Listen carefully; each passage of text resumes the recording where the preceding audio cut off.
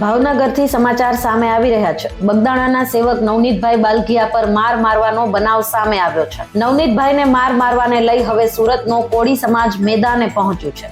જાણવા મળ્યું છે કે સુરતથી 100 ગાડીઓના કાફલા સાથે કોળી સમાજના આગેવાનો ભાવનગર પહોંચ્યા છે। ભાવનગર નારી ચોકડી ખાતે 100 ગાડીઓના કાફલા સાથે કોળી સમાજના આગેવાન ચિરાગભાઈ ઝાલા, પિન્ટુભાઈ કોળી અને શૈલેષભાઈ મેર તેમજ ઋષિ ભારતી બાપુ કોળી સમાજના લોકો સાથે જોડાયા છે। નવનીતભાઈને ઈજા પહોંચતા તેમને નારી ચોકડીથી મહુવા હોસ્પિટલ ખાતે ખસેડવામાં આવ્યા છે અને આ કેસમાં પોલીસ દ્વારા સીટની રચના કરવામાં આવી રહી છે। સીટ દ્વારા તમામ પ્રકારે પોલીસે તપાસનો ધમધમાટ શરૂ કર્યો છે, પરંતુ કોળી સમાજની માંગ છે કે મુખ્ય આરોપીનું નામ એફઆઈઆરમાં ઉમેરવામાં આવે અને ઋષિ ભારતી બાપુએ આકરા પ્રહારે કહ્યું કે સમાજને ન્યાય નહીં મળે ત્યાં સુધી અમારી લડત ચાલુ રહેશે। હવે જોવાનું રહ્યું કે કોળી સમાજની આ માંગ પૂરી થાય છે કે નહીં।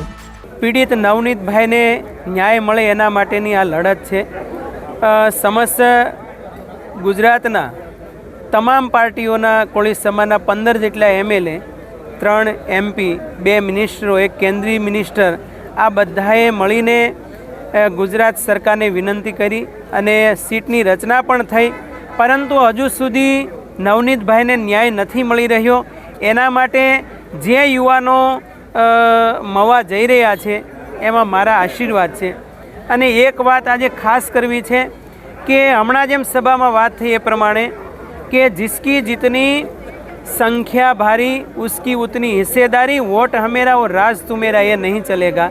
કારણ કે આ દેશ બંધારણ પ્રમાણે ચાલે છે।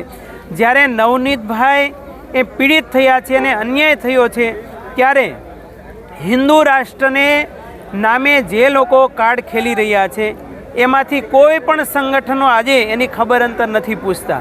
કોઈ સાધુ સંતો નથી આવ્યા, કોઈ કલાકારો નહીં, કોઈ સાહિત્યકારો નહીં અને કોઈ ભુવા પણ નહીં। તો માત્ર વોટ લેવા આવો ત્યારે તમે હિન્દુત્વનું કાર્ડ ખેલીને કોળી સમાજનો ઉપયોગ કેમ થાય છે? જ્યારે નોટ જોતી હોય, દાન જોતો હોય ત્યારે કોળી સમાજની હિન્દુત્વનું કાર્ડ ખેલવામાં આવે છે। જ્યારે સેવાનો પ્રશ્ન આવે ત્યારે હિન્દુત્વનું કાર્ડ ખેલવામાં આવે છે। પરંતુ જ્યારે કોળી સમાજ હક અને અધિકારની વાત કરે, સમાનતાની વાત કરે અને પાવરની વાત કરે ત્યારે એને કોઈ ધ્યાનમાં લેવામાં આવતા નથી। પરંતુ અત્યારે સમસ્ત કોળી સમાજ જાગી ગયો છે, એટલે એનું લક્ષ્ય પૂરું થશે એવી શુભકામના સાથે જય ભારત। આજ રોજ નવનીતભાઈને અમે ખબર અંતર પૂછવા આવ્યા છીએ અને બાપાના દર્શન માટે। અમારા માટે ગૌરવની વાત એ છે કે સમાજના આગેવાનો કોઈ બી રાજકીય પક્ષને સાઈડમાં રાખી સમાજની એકતા માટે, સમાજને ન્યાય અપાવવા માટે ભેગા થયા, એકઠા થયા અને એસઆઈટીની રચના પણ કરવામાં આવી।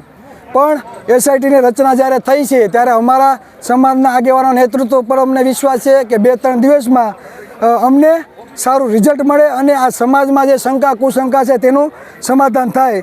રવિવારે સાંજ સુધીમાં જો ચોક્કસ ન્યાય નહીં મળે તો આગામી દિવસોમાં અમે ગામે ગામ એવા યુવાનોની ટીમ તૈયાર કરશું, તેને સમજાવશું કે આ દેશ બંધારણથી ચાલે છે, સત્તાની તાકાત શું છે, મતની તાકાત શું છે।